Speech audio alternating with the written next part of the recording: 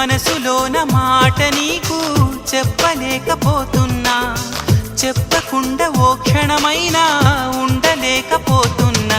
ఎలా చెప్పనమ్మా నాలోని